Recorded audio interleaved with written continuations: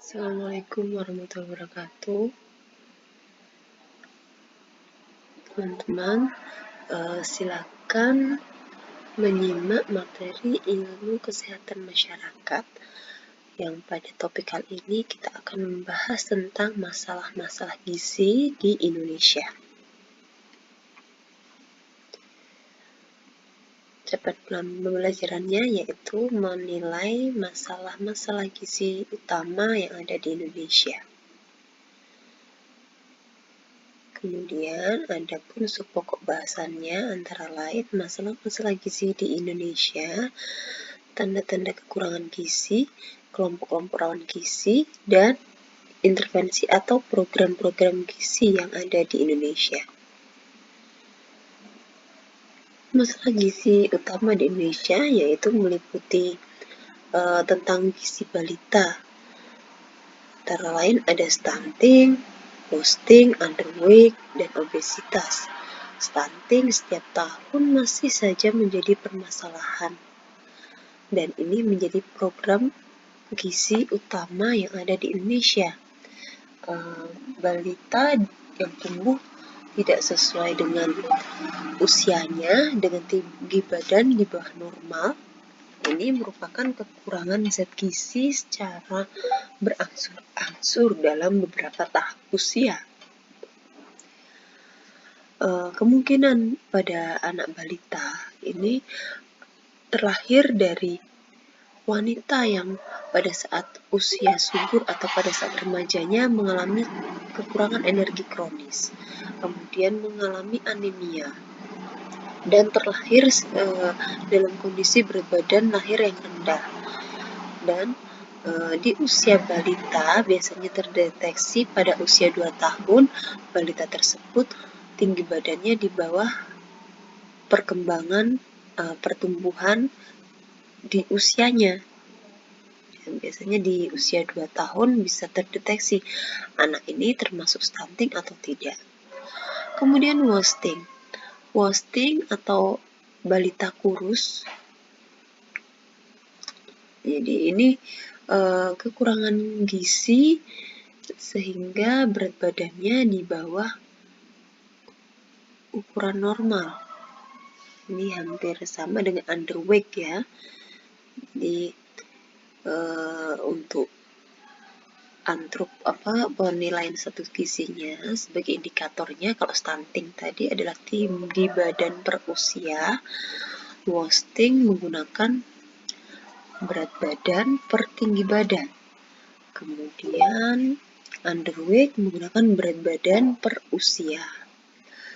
Selanjutnya adalah obesitas. Nah, obesitas ini masalah gizi dengan kelebihan berat badan.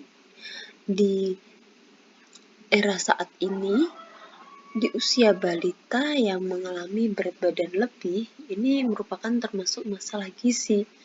Karena dengan kelebihan zat gizi ini menimbulkan berbagai macam faktor risiko. Entah nanti di usia anak, atau di usia remajanya, atau di usia dewasa. Anak ini berpotensi mengalami penyakit diabetes, kemudian penyakit jantung, penyakit yang terkait dengan obesitas yang lain seperti gangguan metabolik, seperti kanker, tumor, dan gangguan hormonal lainnya. Selanjutnya adalah berat badan lahir rendah. Bayi yang berat badannya lahir di bawah 1,5 kg ini dianggap dalam kategori berat badan lahir rendah. Nah, ini kemungkinan terlahir pada ibu hamil yang mengalami kekurangan energi kronis, sehingga janinnya pun akan mengalami kekurangan zat gizi. Ya, salah satunya akan melahirkan bayi dengan berat badan yang rendah. Kemudian inisiasi menyusui dini. Nah, IMD ini masih belum mencapai programnya. Jadi bayi yang baru lahir harusnya dilakukan IMD. agar bayi itu terbiasa untuk mencari puting ibunya sehingga bisa melakukan ASI. Ya, ini ada kaitannya antara IMD, keberhasilan IMD dengan keberhasilan ASI eksklusif. Untuk EMD sendiri dapat dilakukan dalam waktu 30 menit atau 1 jam setelah bayi itu lahir. Dan ini harus langsung ada tubuh bayi menempel pada tubuh ibunya. Di situ akan menstimulasi berbagai macam sistem imun, karena pada tubuh ibu itu kan ada bakteri, sehingga tubuh bayi akhirnya membentuk sistem imun. Dan pada saat IMD itu pada waktu yang pas untuk keluarnya kolostrum, yaitu cairan ASI yang mengandung banyak sekali zat yang dapat membantu bayi untuk membentuk sistem imunitas. Jadi bayi yang pernah mendapatkan kolostrum dengan bayi yang tidak mendapatkan kolostrum akan berbeda sistem imunnya. Kemudian masalah selanjutnya adalah tentang ASI eksklusif. Nah, ini diatur pada Peraturan Pemerintah Nomor 33 Tahun 2012. Dan juga pada Permen Nomor 3 Tahun 2010. Nah, nanti bisa dicek bagaimana usia atau waktu untuk ASI eksklusif, kemudian bagaimana prinsipnya, cara penerapannya, kemudian di situ pun juga akan diatur perawatan ibu untuk melakukan ASI eksklusif dan lain-lain. Kekurangan energi kronis. Nah, ini masalah selanjutnya. Ini terjadinya pada usia remaja, pada usia wanita usia subur, termasuk ibu hamil. Jadi, wanita usia subur di usia 17 sampai usia 40 sekian tahun ya. Kalau usia produktif harusnya 39.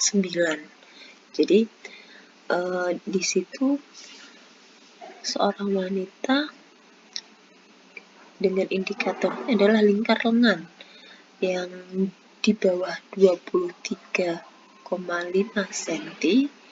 Nah, itu diindikasikan bahwa dia mengalami kekurangan energi kronis. Jadi yang normalnya harusnya di lebih dari 23,5 cm baru diperbolehkan untuk hamil. Nah, untuk wanita usia subur yang mengalami KEK ini sendiri, jika sudah menjadi ibu hamil, dia akan beresiko mengalami gangguan kesehatan, antara lain kekurangan zat gizi, mengalami anemia, kemudian tekanan darah rendah, dan berbagai macam, sehingga menghasilkan bayi yang berat badan lahirnya rendah. Selanjutnya adalah permasalahan anemia. Nah, anemia ini merupakan prioritas yang untuk diselesaikan tahun ini sesuai dengan program yang ada di Dinas Kesehatan Nasional untuk menyelesaikan permasalahan tentang anemia dengan cara suplementasi salah satunya. Nah, untuk indikator anemia sendiri ini terjadinya tidak hanya pada wanita, walaupun jumlahnya lebih tinggi adalah pada wanita. Nah, pada laki-laki juga berpotensi mengalami anemia. Nah, untuk pria kadar normalnya HB-nya adalah 13-16 gram per desiliter. Kemudian untuk perempuan antara 12-14 gram per desiliter. Masalah selanjutnya adalah GAGI, gangguan karena kekurangan yodium. Nah, di sini biasanya kalau orang yang mengalami GAGI itu pada kelompok usia wanita usia subur, kemudian ibu hamil, anak balita, dan usia sekolah. Kemudian dengan ciri khas kalau kita lihat pada pembengkakan di bagian kelenjar di bawah di bawah tenggorokan. Jadi kelenjar yang ada di bagian area leher, dan di situ kelenjar timusnya akan membengkak karena bahan untuk membuat hormon itu kurang, yaitu iodium. Nah, kemudian status gizi balita. Ya, ini tadi seperti yang dijelaskan secara singkat, stunting. Stunting sendiri ini pada tahun 2017 ini masih mencapai tingkat 19,8% dan rata-rata stunting yang sangat parah, itu sendiri 11,5%. Nah, kalau hasil survei dari Riskesdas tahun 2018, balita yang usia 0 sampai 59 bulan yang mengalami stunting sebesar 19,3%. Dan yang sangat stunting yaitu 9,8%. Nah, di sini memang ini adalah di badan, sehingga orang dikatakan gagal tumbuh. Seorang bayi atau anak mengalami keterlambatan pertumbuhan fisik pada usia di bawah 2 tahun. Kemudian status gizi kurang. Nah, indikator yang digunakan bisa menggunakan berat badan per usia atau IMT per U. Biasanya kalau balita menggunakan berat badan per usia. Kalau di usia anak usia sekolah, kemudian remaja menggunakan IMT per U. Nah, untuk angkanya sendiri tahun 2017 usia 0 sampai 59 bulan ini masih mencapai 14%. Sedangkan data di Riskesdas usia 0 sampai 59 bulan yang mengalami gizi kurang yaitu 13,8%. Nah, untuk kondisi balita yang mengalami underweight ini fisiknya kurus, terlihat kurus, kemudian berat badan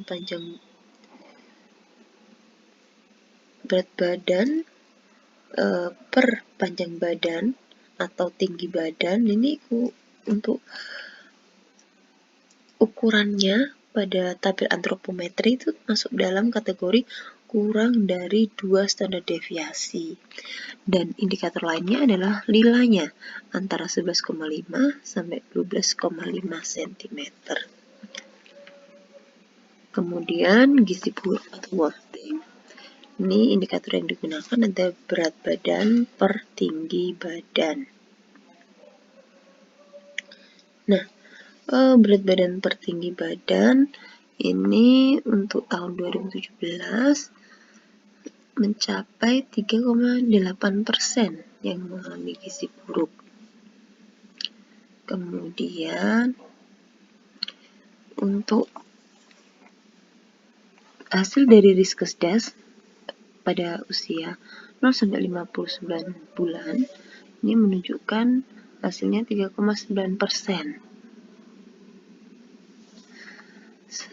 Kemudian untuk bayi dengan gizi buruk ini secara fisik terlihat sangat kurus, kemudian ada edema atau pembengkakan, kemudian pembengkakan itu terjadinya pada bagian tubuh di kedua punggung kaki, kemudian juga Selanjutnya, indikator yang digunakan berat badan per panjang badan atau berat badan dibandingkan tinggi badan. Nah, standar deviasinya adalah kurang dari minus 3 standar deviasi, dan lila kurang dari 11,5 cm. Selanjutnya adalah obesitas dan overweight. Nah, ini indikator yang digunakan bisa menggunakan berat badan per usia, berat badan per tinggi badan, atau IMT per U. Nah, untuk status gizi lebih atau obesitas ini bisa mencapai 3,1%. Dan untuk Jawa Timur sendiri terdapat 3,4%. Ini kesempatan untuk berkontribusi di lokasi sekitar. Nah, untuk melakukan program pemerintah, kita harus telah dulu penyebab langsung dan penyebab tidak langsung. Kemudian, adapun faktor-faktor yang dapat menyebabkan seseorang itu mengalami obesitas dan overweight yaitu genetik, lingkungan, psikis, kesehatan, konsumsi obat, sehingga menghilangkan hormon atau menekan produksi hormon yang memberikan stimulus bahwa tubuhnya sudah cukup untuk mengasup makanan atau menghentikan produksi dari hormon leptin yang mengakibatkan lapar. Kemudian faktor resikonya adalah mengalami penyakit tidak menular yang meliputi diabetes, penyakit jantung, kemudian penyakit gagal ginjal, dan kanker.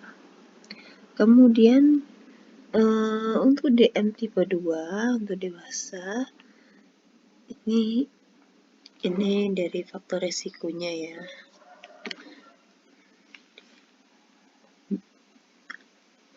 Kemudian untuk klasifikasi obesitas. Nah, obesitas dibedakan jadi 3 kelompok, ini berdasarkan Kemenkes ya. Ada obesitas tingkat ringan, yaitu kelebihan dengan berat badannya lebih dari 20-40%. Obesitas di tingkat sedang, yaitu 41-100%.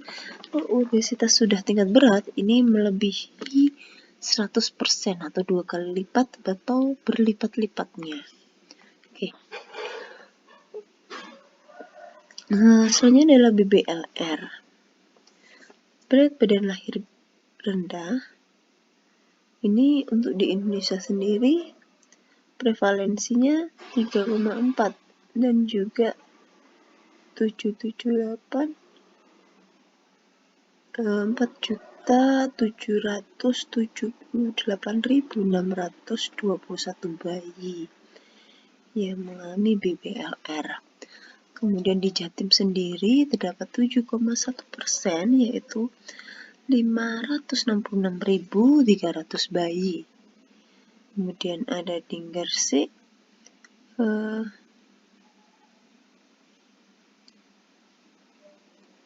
untuk di Gresik sendiri terdapat 2,9%.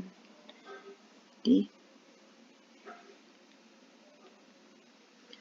untuk jumlahnya sekian, 2,9% itu yaitu 20.363.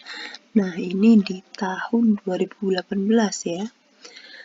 Nah, untuk BBLR sendiri ada beberapa faktor penyebabnya lah ya, dari ibu yang mengalami KEK, ibu yang mengalami anemia, sehingga untuk BBLR sendiri nantinya akan tumbuh dan dapat menjadi resiko terjadinya stunting. IMD, nah ini contoh dari IMD yang benar yang dapat dilakukan setelah melahirkan. Jadi untuk keberhasilan IMD sendiri di Indonesia mencapai 75,58% atau 3.140.025 orang. Kemudian untuk Jawa Timur keberhasilannya mencapai dari tingkat 70,2%. Selanjutnya adalah di Gresik, ya ini semakin menurun kalau kita melihat di daerah.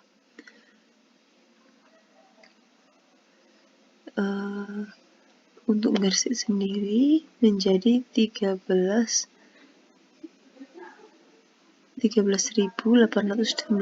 atau 68,9%.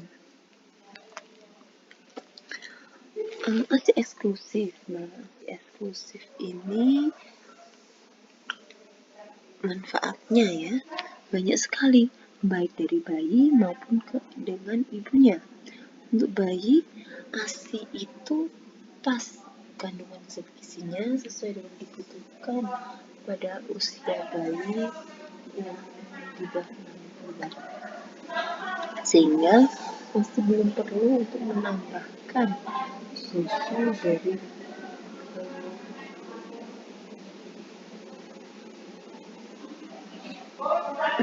untuk bayi sendiri. Kemudian ASI ini aman ya dan juga bersih, apalagi untuk pemberiannya secara langsung. Kemudian terdapat komponen antibodi, yaitu mengandung vitamin A, vitamin E, kemudian ada asam amino, kemudian membantu pertumbuhan gigi.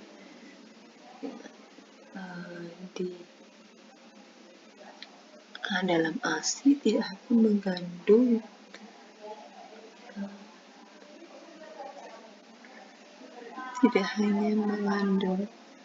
zat gizi saja, tapi juga komponen bioaktif dan juga mengandung mineral.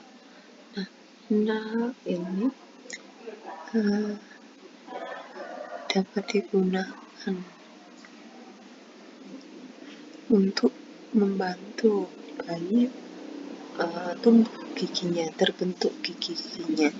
Kemudian untuk ASI eksklusif sendiri di Indonesia mencapai 67,74%, jadi masih bisa ditingkatkan lagi ya, karena masih termasuk dalam kategori cukup atau bisa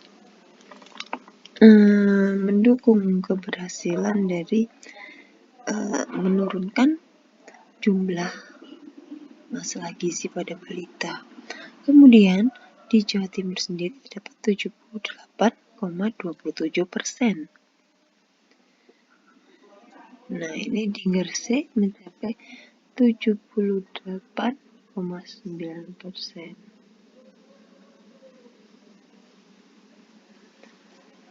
Untuk KEK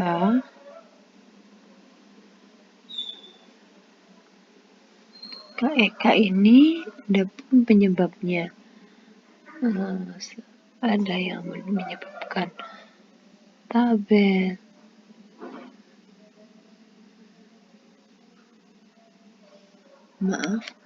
untuk KEK sendiri